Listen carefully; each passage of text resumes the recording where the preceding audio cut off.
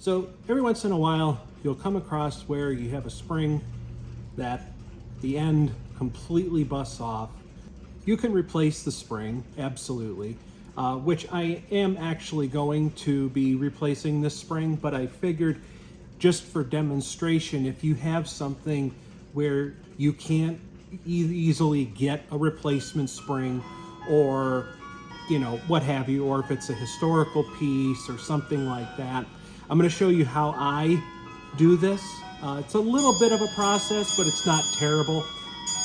The first thing we need to do, obviously, is remove the affected portion of this, because this is now junk. So I'm just going to use a Dremel cutoff wheel just to show that you don't need specialized tools necessarily to do this. It doesn't have to be perfect, doesn't have to be straight. There's one part.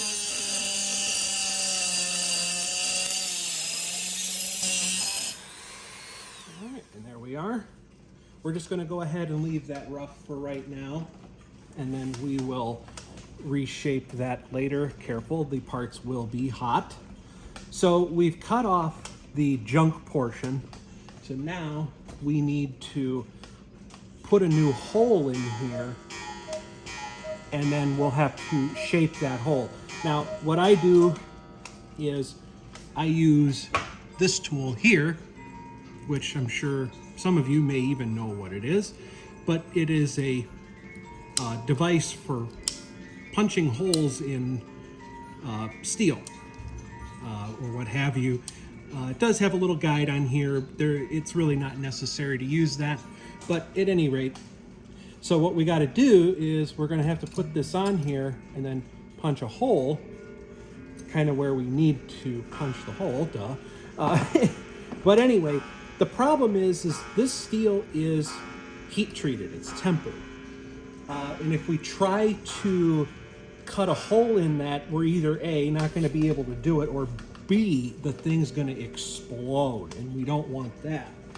So the first thing we have to do is we have to kind of do a poor man's anneal, what I call it. I just use a regular old Burns-O-Matic torch. Make sure you got enough fuel, which I hope this one does. Oh, okay. So what we're going to do is about the last inch of this, we're going to start, and then you'll see it start to change color. So it'll go from that blued steel color, and then it's going to start to get a little red hot. But we're going to go all the way up.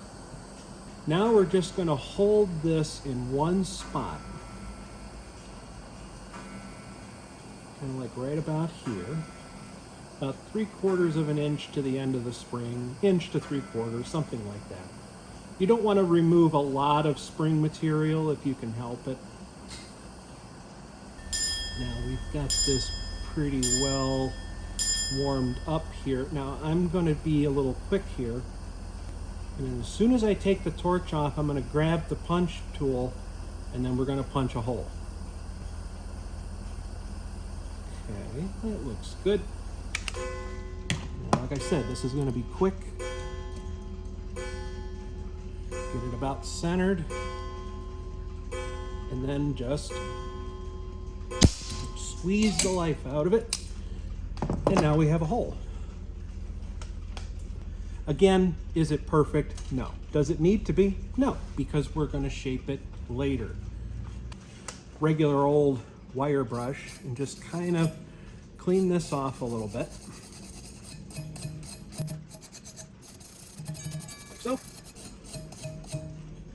And then just to show, see this? It's not in the center, but again, that's okay, because now we can shape the hole to our needs. So what I'm going to do is move this down to where the hole is just above the surface. Now, this is where the real work begins. And you can see that cooled off relatively quickly.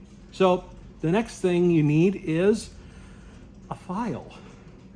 Let's go ahead and get started here. So what we're going to do now is we're going to shape this hole, expand it a little bit,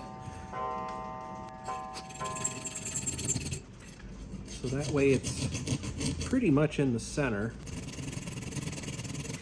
Just for the sake of time here, I don't know how good this little grindy wheel is that I have. Let's give that a try.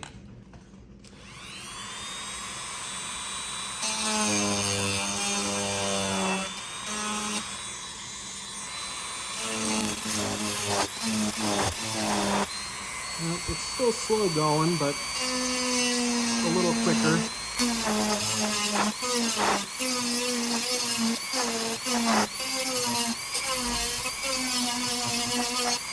All right, currently I've got the hole in the center. I know it's really hard for you to see. Actually, let me try something here. Okay, let's see if that works a little better here. So now we've got this centered, but we need to expand it down because a lot of times what you'll find is, so here's the old piece. If you look at the profile here, it kind of starts wide at the top and then goes smaller at the bottom. So we're going to replicate that closely. We're not going to make it exact, but it'll be pretty much like that. So here we go.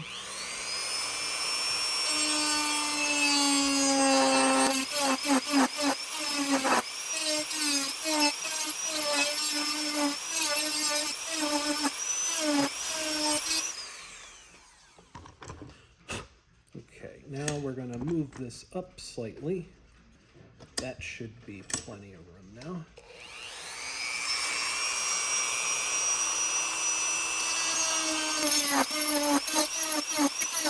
Now this is just the rough opening, but we are going to finish it with one of these files, or a combination.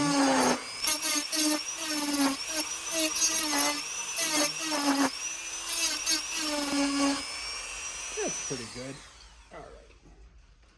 We'll go ahead and clean this up a bit.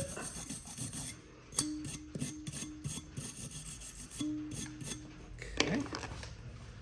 Now we need a round file. And we're just going to kind of get rid of the sharp edges.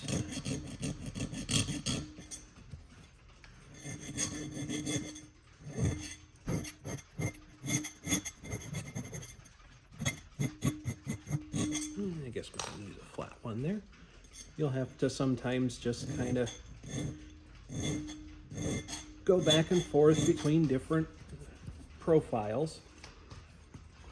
Okay, just kind of clean up the edge of this a little bit.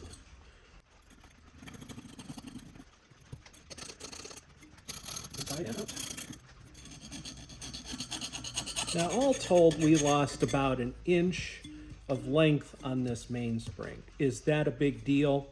No, not really. 1 inch of mainspring material isn't going to make enough of a difference. Yeah, you might lose an hour, of run time. That's not that important. So now what we're going to do is we're going to flatten out the top. I'm just using a triangular file. Sorry, I know the camera is shaking. I apologize.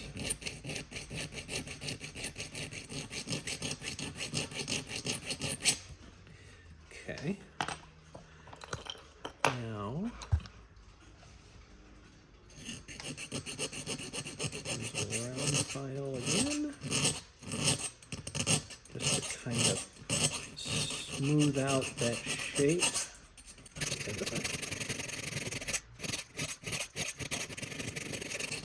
The important thing here is that you don't want a lot of sharp edges, especially on the surface that's going to be taking the most pressure, because what that'll do is create a weak point.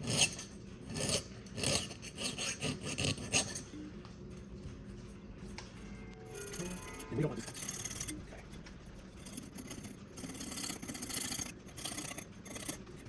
That's pretty good. Deburr there. Okie doke. That seems pretty good. Now we just need to take care of this end. And then we're going to move this down. Okay. And then what we're aiming for here is about, cutting it down to about here and then rounding that edge out.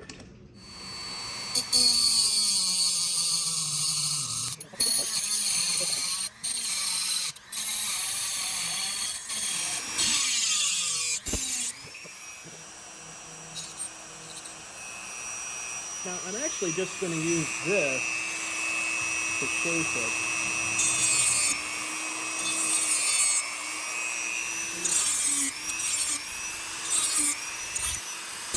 Yeah, it's pretty good.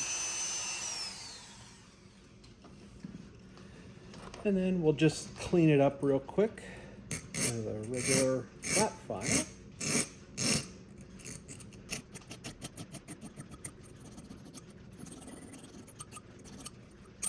get rid of some of the sharp corners, because nobody likes to cut themselves, especially when it's their own fault. Myself included.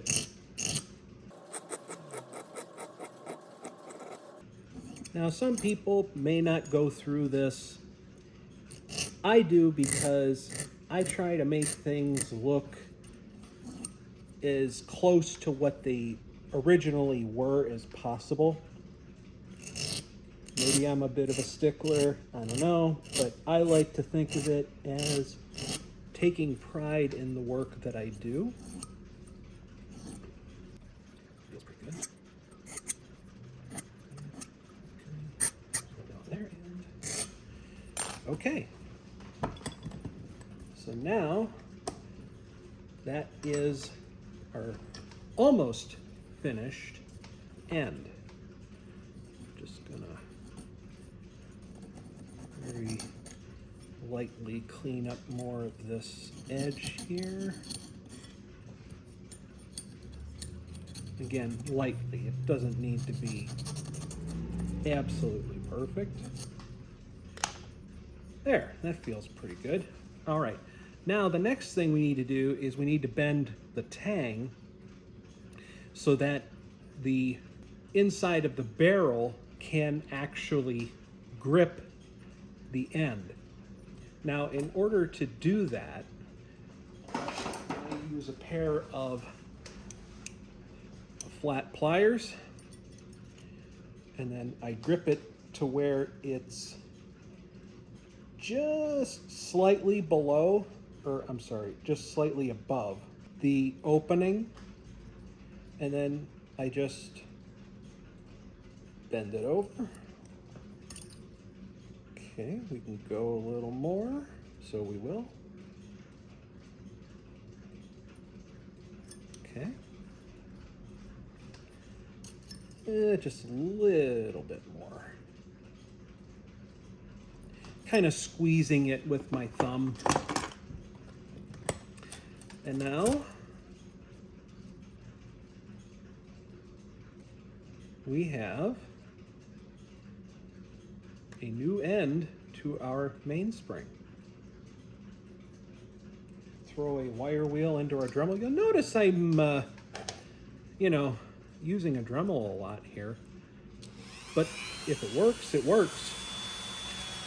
And then we'll just do a finish buff here, or whatever, cleanse.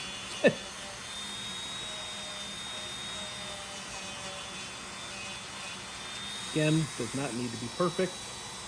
Going to do the inside as well, which will be interesting to try to show on camera. Sorry, some of this, well, I think you get the idea. But again, just cleaning up the edge.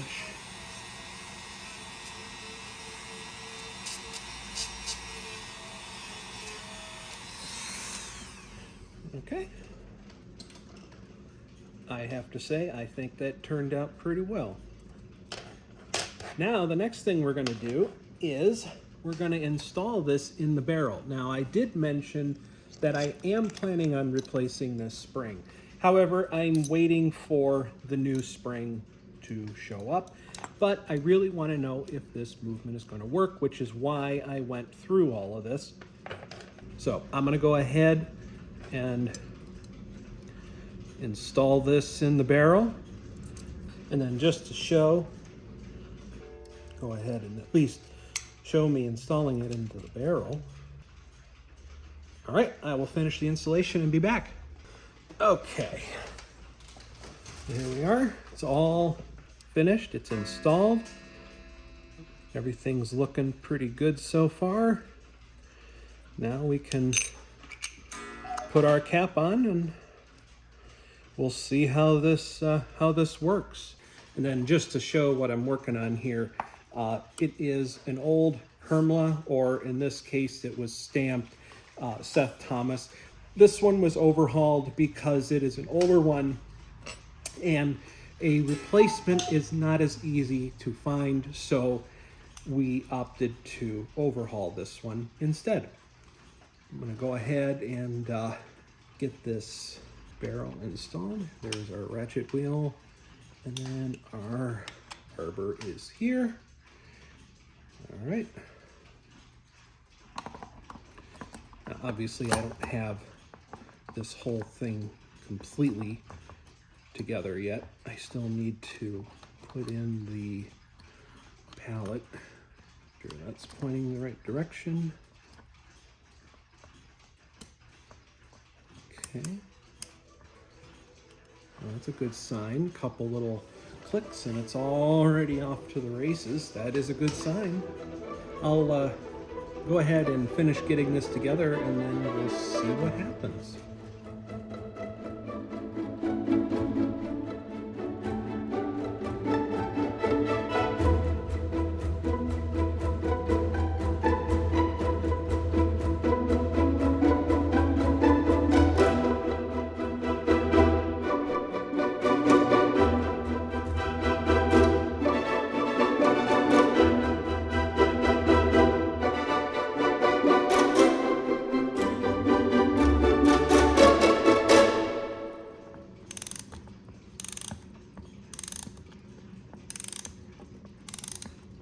Okay.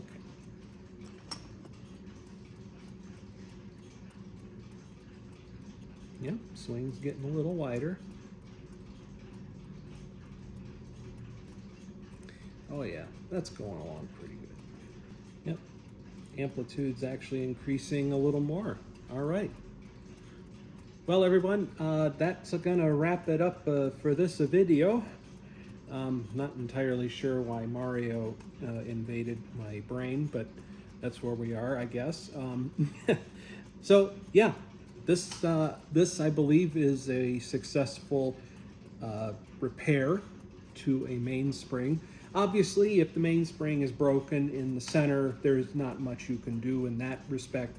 Then the best course of action then is definitely to find a replacement mainspring.